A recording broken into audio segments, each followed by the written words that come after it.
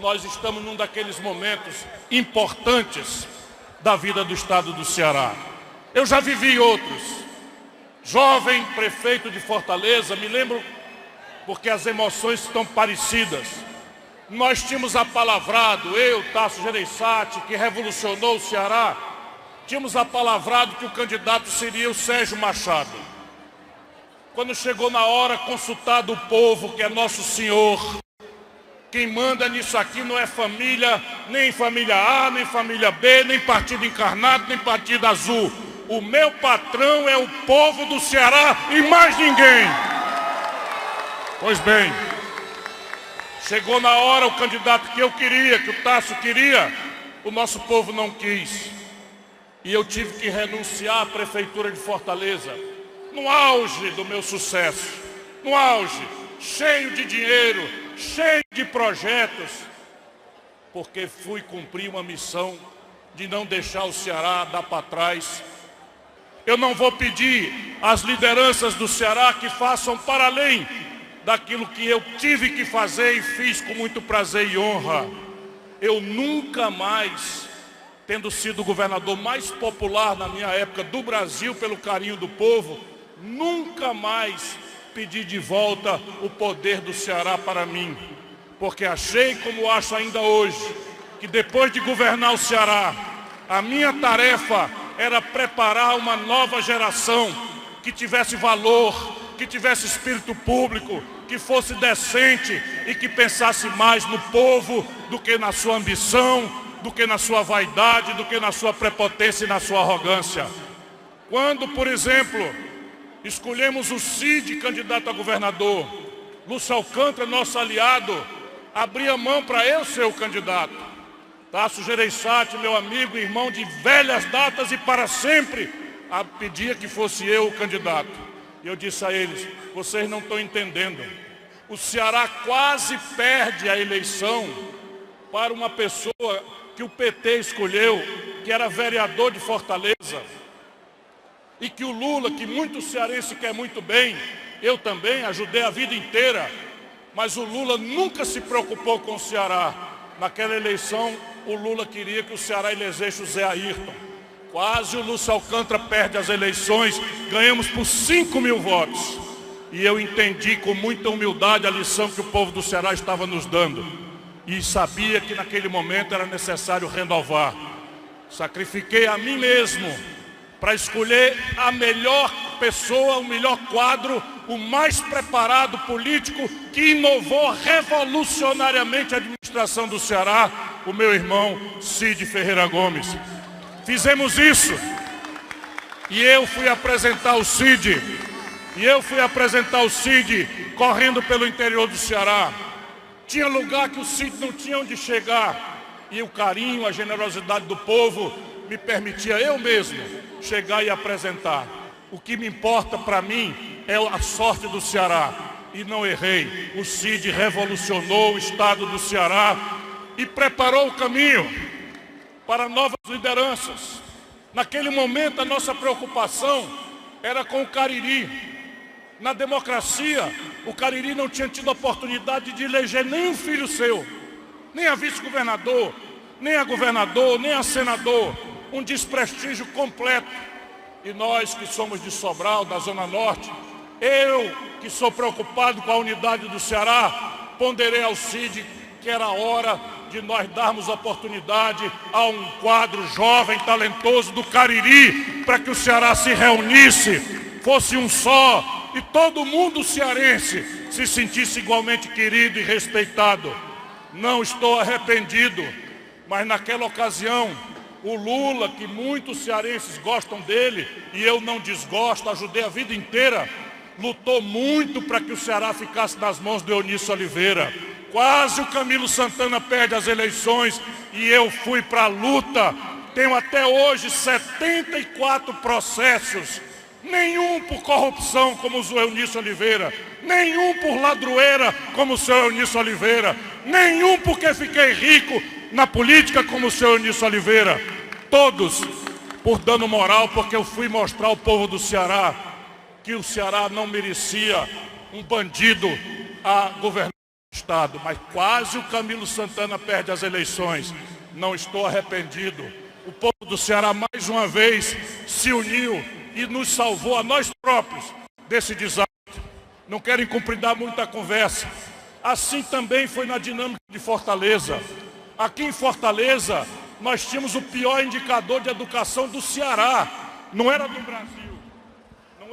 Não era do Brasil apenas, que também era o pior indicador de educação pública do Ceará. Nós fomos atrás, não de um amigo de infância meu, não de um pau-mandado meu, mas daquele que pudesse se qualificar como uma nova liderança, honesto, competente, de classe média, sem interesses econômicos, dedicado à saúde pública, e nasce a liderança de Roberto Cláudio, que foi uma aposta na juventude. Roberto extrapolou a melhor expectativa que nós tínhamos e faz a maior administração da história de Fortaleza. Não há um lugar da cidade, não há um setor da vida cearense e de Fortaleza, seja a educação, que ascende rapidamente para uma das melhores, seja na saúde, seja na segurança, com Moroni, seja, enfim, em todos os setores da infraestrutura da cidade. Chegamos a hoje. Todo mundo está vendo a fuxicalhada que está nos jornais. Eu não comento assunto de companheiro pelos jornais. Eu não comento assuntos de família pelos jornais. Mas o que está em jogo nem é família e nem futrica política. Ceará, o que está em jogo, de novo, é o teu destino. Por isso eu venho aqui hoje, devendo o que não posso pagar ao povo do Ceará. Se eu morrer muito velho e ainda morrer trabalhando pelo povo do Ceará, ainda vou morrer devendo. Mas eu não estou pedindo para mim, nem sequer para minha candidatura à presidência da República, que eu gostaria muito de ser aquele que todo cearense reconheça como o único político que conseguiu a oportunidade de disputar na democracia a presidência da República. Até pode ser que o Lula e o Bolsonaro queiram bem e façam pelo Ceará, mas quem duvidar de que eu é que farei mais e muito mais do que pelo Ceará, não conhece a minha história, o meu amor e a dívida que o Brasil tem com o Nordeste e com esse pedaço sofrido do Brasil que é o Ceará. Mas não é para mim que eu quero pedir. Eu quero pedir aos líderes políticos do Ceará, ponham a mão na cabeça. Nós temos que ter humildade. Hoje o nosso projeto está ameaçado.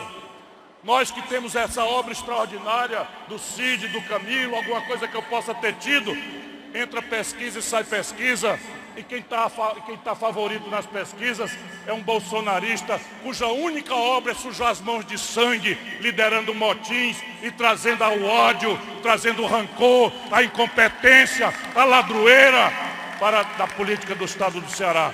Essa é a ameaça.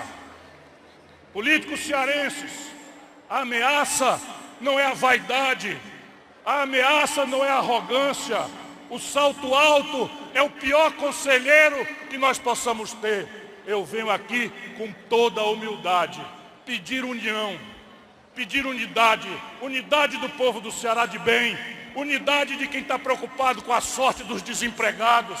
O Ceará está bem, as finanças organizadas, mas o nosso povo está passando um péssimo bocado.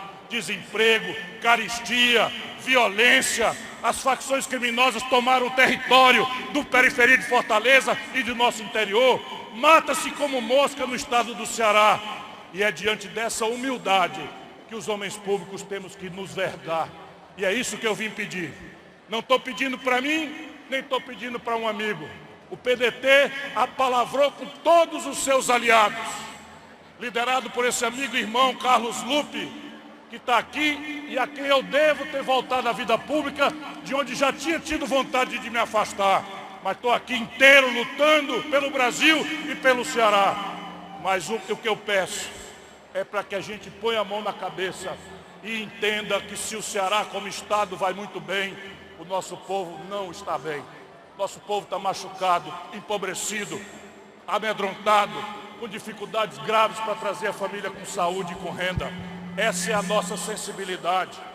Se nós fôssemos assim, esse abacaterol todo, se nós fôssemos assim os danadões todos da propaganda, por que o nosso principal adversário lidera as pesquisas? Pensemos, cearenses, pensemos com o nosso coração. Políticos importantes, baixa um pouquinho a crista, bota um pouquinho o pé no chão, calça a sandália da humildade. E é isso que eu vim pedir: união, responsabilidade, humildade.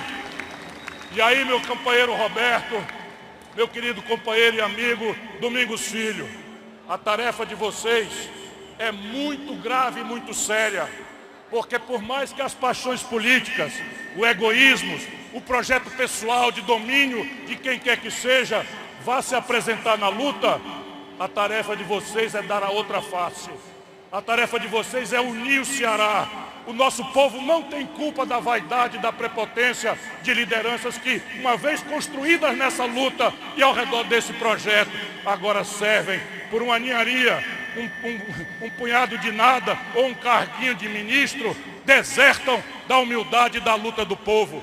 Frequentam os caminhos de Judas, mas até Jesus, o nosso Senhor, Filho de Deus, entre 12 amigos apenas, tinha um que lhe empurrou a faca, beijando o seu rosto, quanto mais um pobre pecador humilde como eu.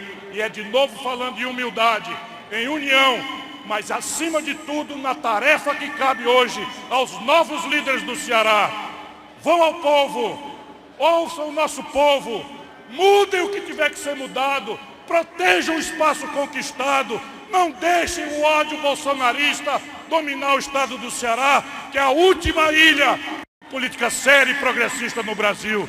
Mas acima de tudo, junto com esse povo, mirem o futuro e comecem uma nova etapa na história do Ceará. Roberto, governador!